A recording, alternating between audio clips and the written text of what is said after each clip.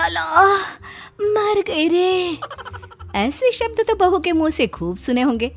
अरे काम करती है तो दर्द तो होगा ही, लेकिन हमारी आज की बहू थोड़ी सी डिफरेंट है। बहू जल्दी से जरा गर्म पानी लाना, आजकल ठंड से मेरे पैर सूज जाते हैं। ये सुजान गर्म पानी से ही कम होगी। हाय रे, आज तो बिल्कुल नहीं उठा जा रहा, क्या करूं? माँ जी को मना भी नहीं कर सकती। और फिर वो पानी की बाल्टी उठाकर लाती है। लो ले आई भाभी बाल्टी। भाभी ये आपने अपना पेट क्यों पकड़ा हुआ है? दिखावा ना किया करो भाभी, आपको ना किसी YouTube चैनल में बहू का किरदार मिल सकता है। अरे लगता है इसने अपने घर कभी पानी से भरी बाल्टी नहीं उठाई। अरे बहू जब मैं तेरे जैसी थी ना तो दिन में 2 बाल्टी पानी एक साथ लाती थी। और अब देखो आजकल की लड़कियों को, एक बाल्टी क्या उठा ली, पेट पकड़ लिया। माँ जी ये सब बाल्टी उठाने की वजह से नहीं है, कुछ दिनों से मेरा पेट रोज दर्द कर रहा है, समझ में नहीं आ रहा है क्यों। सोच रही हूँ आज डॉक्टर को दिखा देती हूँ। अरे ऐसे ही दर्द कर रहा होगा, कुछ नहीं होता, गर्म पानी पी लेना, शाम तक अपने आप ठीक हो जाएगा।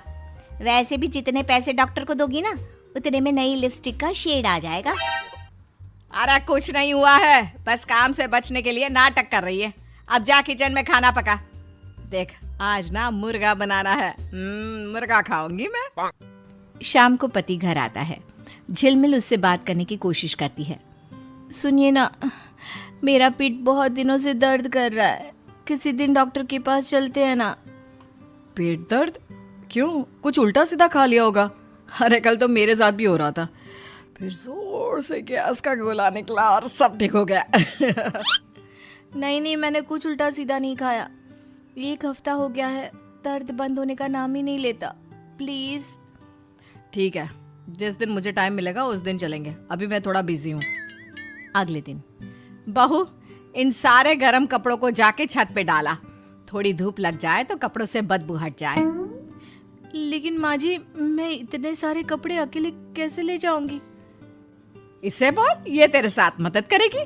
मुझे जरा काम है, मैं बाहर जा रही हूँ। देखो भाभी मैं ना अभी कॉलेज से आई हूँ और मेरे अंदर बिल्कुल भी जान नहीं है कि मैं आपके साथ ये कपड़े उठाकर छत पे रखने आऊँ। मैं बहुत थक गई हूँ, मैं जा रही हूँ अपने कमरे में आराम करने। और अपनी झिलमिल को सारे कपड़े छत पर अकेले ही रखने जाना पड़ता है। शाम को पति ऑफिस से जल्दी घर आता है। रिमझिम 1 गिलास पानी देना। ये लीजिए। क्या हुआ, तुम ठीक तो? काफी दिनों से मेरे पेट में दर्द हो रहा है, कहा तो था। चलिए ना आज डॉक्टर के पास चलते हैं। अच्छा ठीक है चलो चलते हैं। अरे रुक बेटा, अभी आया है, कहाँ जा रहा है? माँ काफी दिनों से रिमझिम की तबीयत थोड़ी खराब है तो सोचा इसे एक बार डॉक्टर को दिखा कर आता हूँ। अरे इसको इस वक्त जब डॉक्टर के पास ले जाएगा तो घर पर खाना कौन बनाएगा? अरे माँ बस आधे घंटे में वापस आ जाएंगे, तब तक ये आपकी मदद कर देगी, ये भी तो है घर पर। मैं और खाना बनाऊं? भाभी क्या आप भी ना बीमारी का बहाना मारकर काम से बचना चाहती है ना? ये क्या बोल रही हो तुम? सारा काम कर तो रही हूँ मैं, पर अब जब दर्द बहुत बढ़ गया है तो मुझे जाना पड़ रहा है। रहने दीजिए, नहीं चाहती मैं। ज्यादा गुस्सा और नखरे दिखाने की जरूरत नहीं है, समझी? सही तो बोल रही है मेरी बेटी, आजकल जब भी इसको कोई काम बोलो तो तबीयत खराब है बोलती रहती है ताकि काम ना करना पड़े। अरे कोई डॉक्टर को दिखाने की जरूरत नहीं है।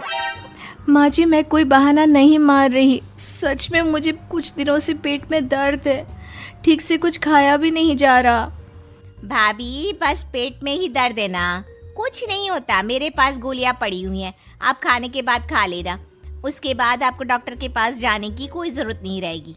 अभी फिलहाल जाइए, खाना बनाइए, भूख लगी है। सुन लिया ना, गोलियां अंदर पड़ी है, अब किचन में जाकर रात का खाना बना। लेकिन माँ एक बार दिखा आते हैं ना, उसमें क्या बुराई है? रहने दीजिए, कहा ना अंदर दवाई पड़ी है, एक बार वो खाकर देख लेती हूँ। ठीक है तुम कहती हो तो, लेकिन फिर सोच लो। ऐसा करते करते 1 महीना बीत जाता है, लेकिन अचानक एक दिन रिमझिम बेहोश हो जाती है। रिमझिम कहाँ चली गई? तुमसे कमरे से फाइल लाने को कहा था, मैं के कमरे में लेटने को। अब उठ भी जाओ। रिमझिम, उठ क्यों नहीं रही? रिमझिम। क्या हुआ भैया, आप इतने जोर शोर से क्यों चिल्ला रहे हो?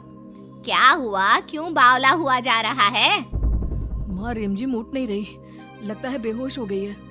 पानी डालकर देखा? अरे सब करके देख लिया, फिर भी इसे होश नहीं आ रहा। लगता है इसे हॉस्पिटल ले जाना होगा। हाँ हाँ, ले चल। सभी रिमझिम को लेकर हॉस्पिटल पहुंचते हैं, जहां डॉक्टर रिमझिम को देखते हैं। डॉक्टर, मेरी बीवी अचानक से ऐसे बेहोश हो गई, क्या हुआ होगा? वो ठीक तो है ना? आपकी बीवी के पेट में अल्सर है और ज्यादा समय तक रहने की वजह से वो अल्सर फैल गया होगा। हमें जल्द से जल्द इनका ऑपरेशन करना होगा, नहीं तो इनकी जान को भी खतरा हो सकता है।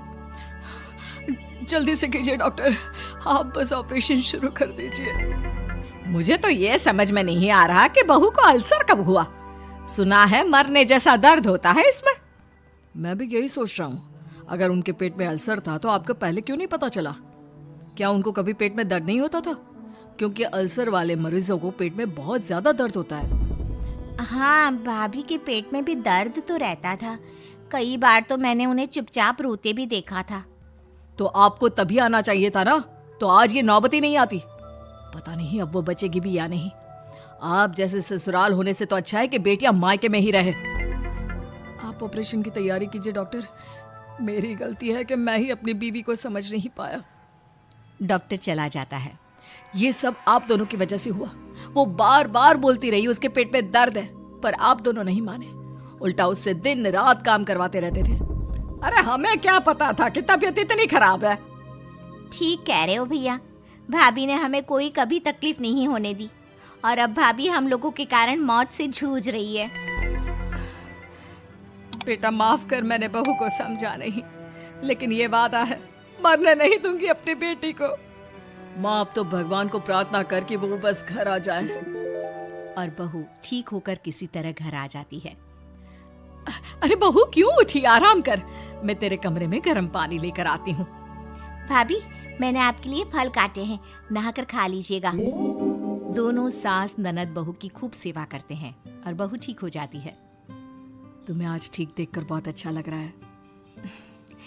सब माँ और दीदी ने ठीक किया है, वरना मैं तो मर ही जाती। नहीं बेटी, तेरी उस हालत के जिम्मेदार भी हम ही थे। माफ कर दे बेटा।